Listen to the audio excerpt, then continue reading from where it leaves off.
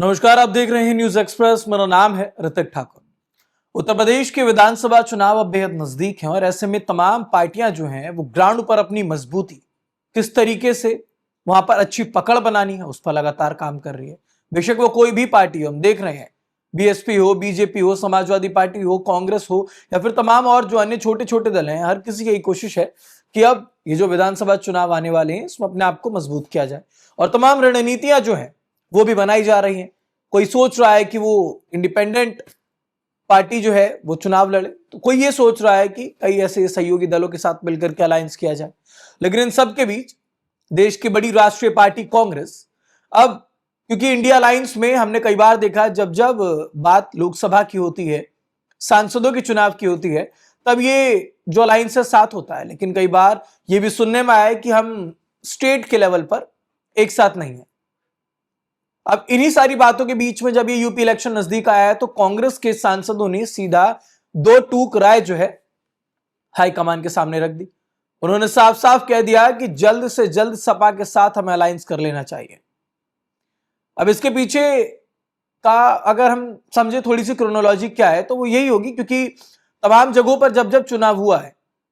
अलग थलग अगर कोई भी पार्टी लड़ती है तो जो वोटों का बिखराव है वो होता है, लोगों को इस समझ में आ जाता है कि पार्टी कभी साथ होती है कभी अलग होती है। लेकिन अब जब ये मीटिंग बुलाई गई थी, कांग्रेस ने एक राज्यसभा सांसद और लोकसभा सांसद जो है इनको बुलाया, बैठक की, इनसे राय लेने की कोशिश की कि उत्तर प्रदेश में किस तरीके से काम किया जाए, तो उसको लेकर के सलाह मांगने के लिए इन सभी सांसदों के साथ एक बैठक हुई। प्रियंका गांधी भी उसमें मौजूद थी। अब इन सारी बातों के बीच में जो फैसला है वो ये निकल कर आया, जो राय है वो ये निकल कर आई कि आप सभी को जल्द से जल्द समाजवादी पार्टी के साथ अलायंस मजबूती के साथ कर लेना चाहिए, क्योंकि बाहर संदेश जो है वो ये जा रहा है कि शायद दोनों के बीच में कोई ना कोई ठनाठनी जो है वो है, तलखियां दोनों ही पार्टी के रिश्ते के बीच में आ रही है, जो कि उत्तर प्रदेश के लिहाज से बिल्कुल ठीक नहीं होगा। अभी जब ये सलाह दे दी गई है तो उसके बाद फिर सवाल ये भी उठता है कि समाजवादी पार्टी के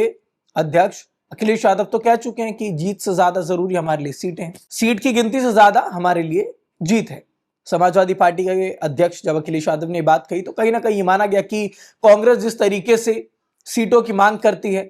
क्योंकि हर बार हमने देखा है जब सीट शेयरिंग की बात होती है तो ही अलायंस के बीच में जो एक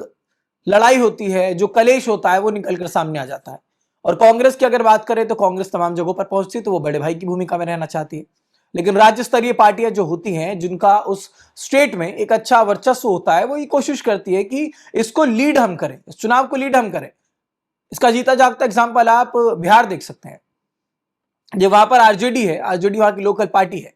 आरजेडी का बिहार में अच्छा खासा वर्चस्व है। वो अलग बात है कि अलग अलग जगहों पर उनके सांसद है, लेकिन बिहार के मद्देनजर अगर देखा जाए तो जेडीयू और आरजेडी मुख्य पार्टी है। अब ऐसे में आरजेडी के साथ जब कांग्रेस अलायंस कर रही थी, कांग्रेस ने डिमांड किया अलग अलग तरीके से कि हमें यहां पर सीट चाहिए, हमें वहां पर सीट चाहिए, लेकिन हमने देखा नॉमिनेशन की तारीख तक भी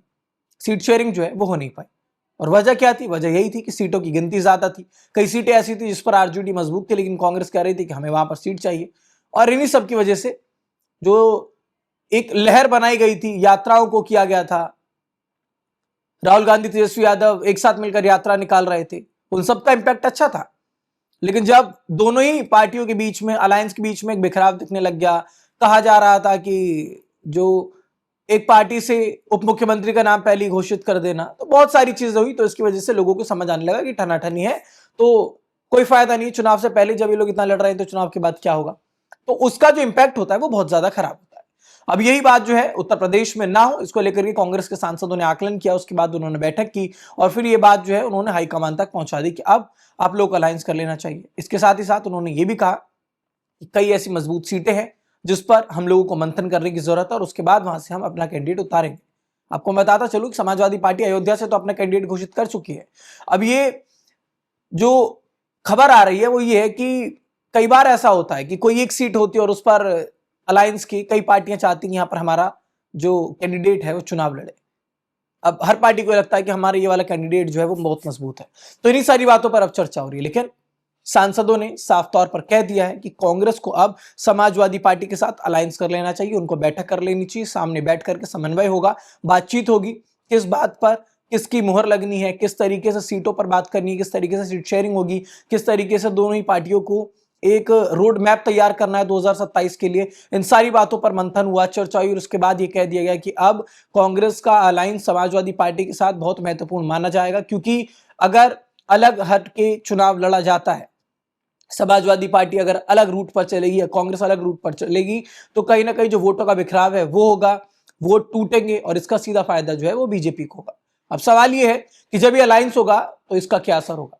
सबसे पहली बात, अगर ये अलायंस होता है समाजवादी पार्टी और कांग्रेस का, जो ये अलायंस है इसमें और भी पार्टियां हालांकि होंगी, लेकिन फिलहाल अगर समाजवादी पार्टी और कांग्रेस एक साथ आती है तो बीजेपी के लिए कहीं ना कहीं टेंशन वाली बात है, क्योंकि 2024 में जब इलेक्शन हुए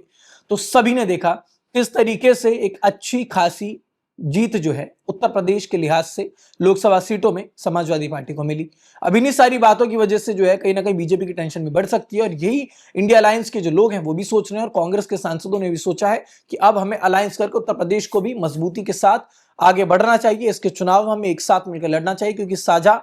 अगर कोई दृष्टिकोण बनाते हैं मिलकर के अलायंस एक साथ चलती तो शायद हो सकता है कि एनडीए को और बीजेपी को पछाड़ा जा सके। तो फिलहाल इस खबर पर आप क्या सोचते हैं हमें कमेंट बॉक्स में जरूर बताइएगा। देश दुनिया से जुड़ी तमाम खबरों के लिए देखते रहिए न्यूज़ एक्सप्रेस।